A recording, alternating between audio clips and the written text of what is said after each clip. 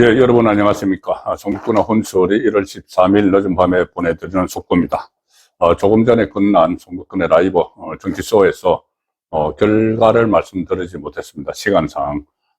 방금 결과가 나왔는데 특검, 조은석 특검이 기어코 윤석열 전 대통령에 대한 구형을 사형으로 선고를 했습니다.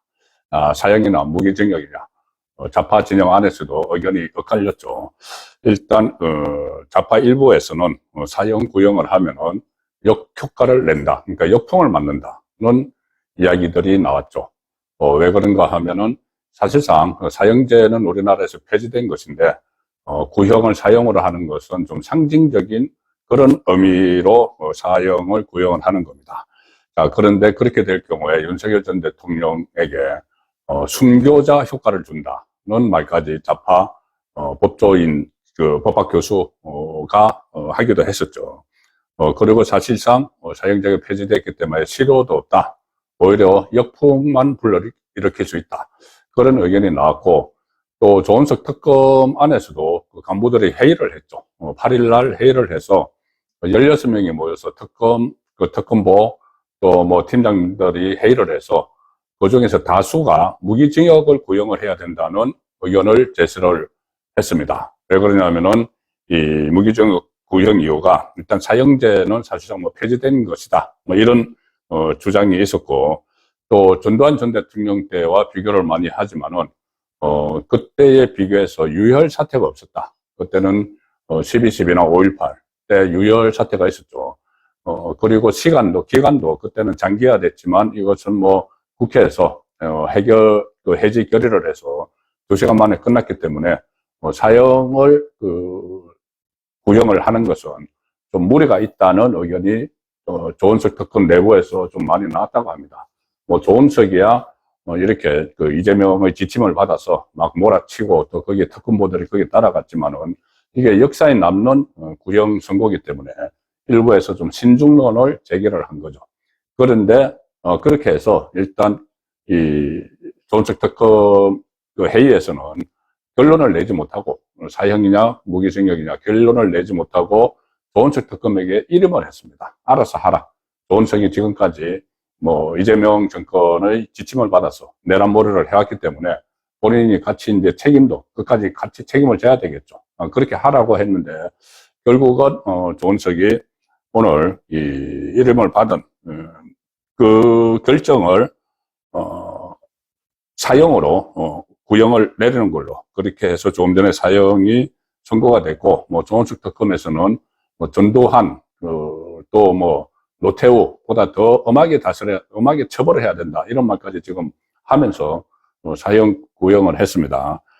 이것은 결국은 지금 정청래를 비롯해서 또 민주당 법사위원들 또 오늘은 한병도 원내대표를 비롯해서 민주당 쪽이 일제히 사형 구형을 하라고 지침을 내리듯이 계속 몰아쳤죠.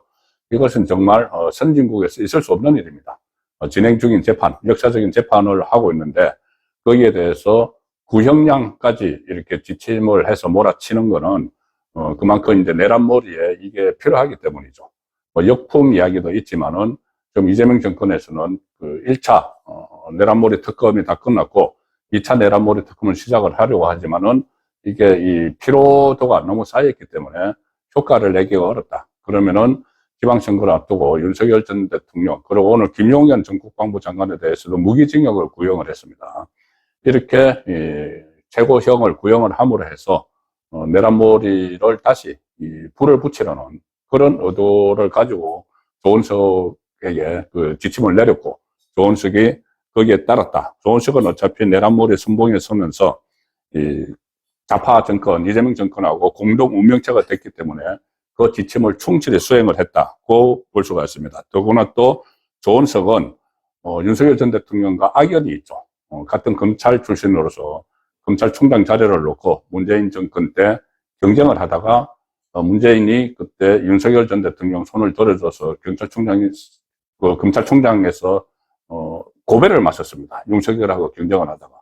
그리고 문재인이 마지막에 감사위원을 시켜줘서 감사위원으로 들어가서 정권이 바뀌었는데 윤석열 정부에서 계속 감사위 안에서 윤석열 정부와 맞서는, 그 문재인 정권 때 있었던 일의 감사에 대해서 계속 저항을 하는 그런 상황이 됐었죠.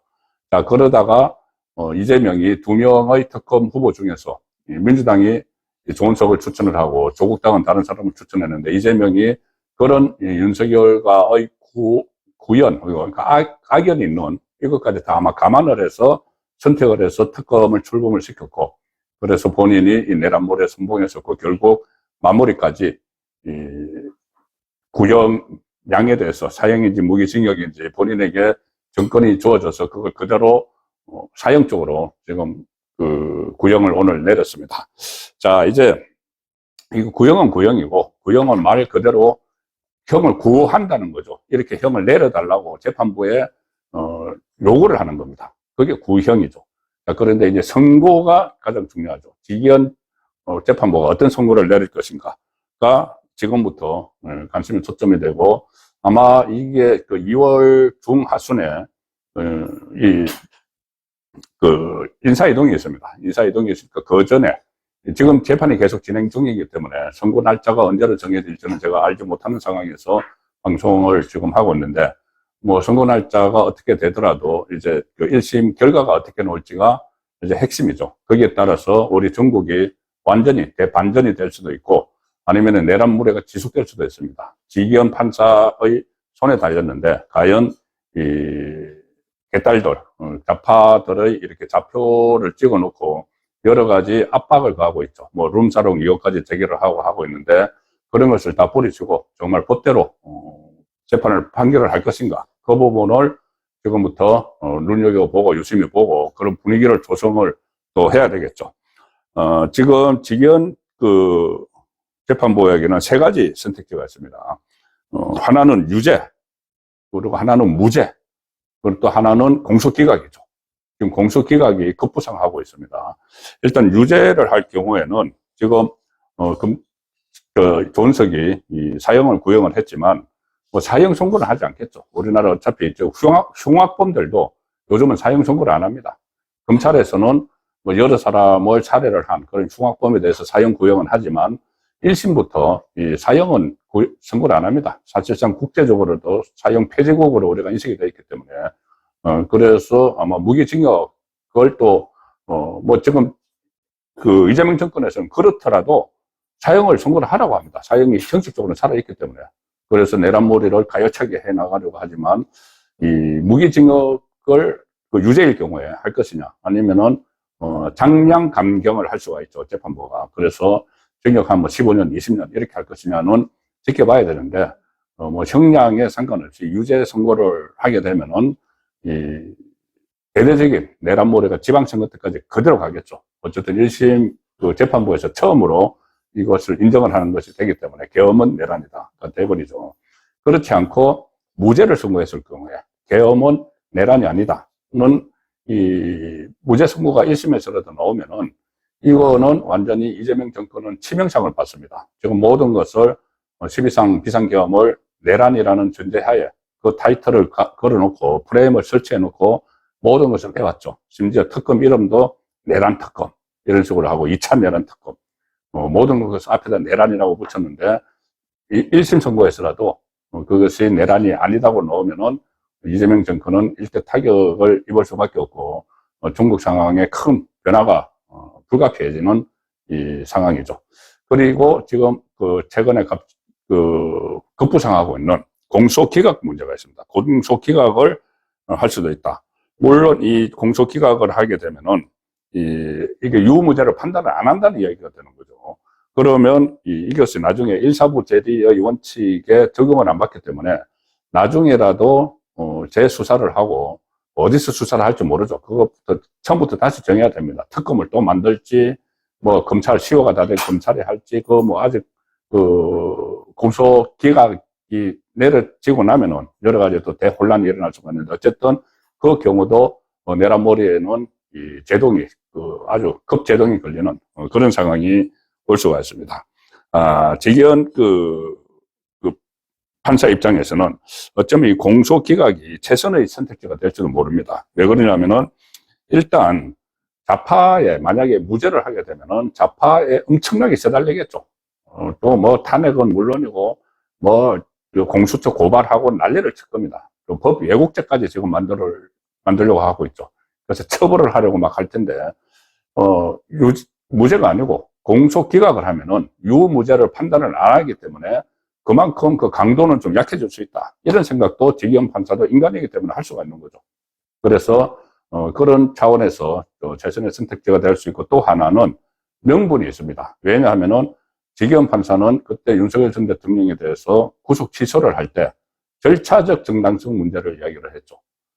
내란 혐의 수사권이 없는 공수처가 수사를 했고, 그리고 그 영장 쇼핑을 해서 영장을 발부받아서 이것이 나중에 절차적 정당성을 지키지 못했다고 해서 상급심에서 무죄가 나오거나, 그러니까는 그 1심 선고를 뒤바꾸거나 아니면은 다 확정되고 나서 재심 사유도 될 수 있는 그 중요한 그 절차적 정당성을 갖추지 못했기 때문에 구속을 취소한다고 이야기를 했습니다. 그래서 구속 취소된 상태에서 재판을 받아야 된다.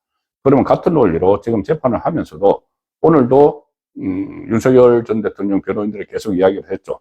이 공수처가 내란 혐의 수사권이 없는데 수사를 해서 이렇게까지 왔으니까는 이것은 그 공소 기각이 돼야 된다는 요구를 했습니다. 만약에 공소 기각을 하게 되면은 지기현 부장판사가 좌파로부터 받는 압박 이런 것도 어느 정도는 좀 그 충격이 완화될 수 있는 그런 상황도 되기 때문에 공소 기각도 하나의 선택지가 됩니다. 어쨌든 지금 윤석열 전 대통령에 대해서 오늘 기어이 사형 구형을 내렸습니다. 내렸고, 이 김용현 정보과학부 장관에 대해서도 무기징역 구형까지 하는, 그래서 이것은 내란몰이로 멈추지 않겠다는 그런 시그널이 될 수밖에 없기 때문에 일단 지기현 판사가 여기에 대해서 어떤 결정을 내리는지가 지금부터 지켜봐야 할 대목이 됐습니다. 네, 내일 다시 속보가 나오는 대로 전해드리도록 하겠습니다. 네, 여기서 마무리하도록 하겠습니다.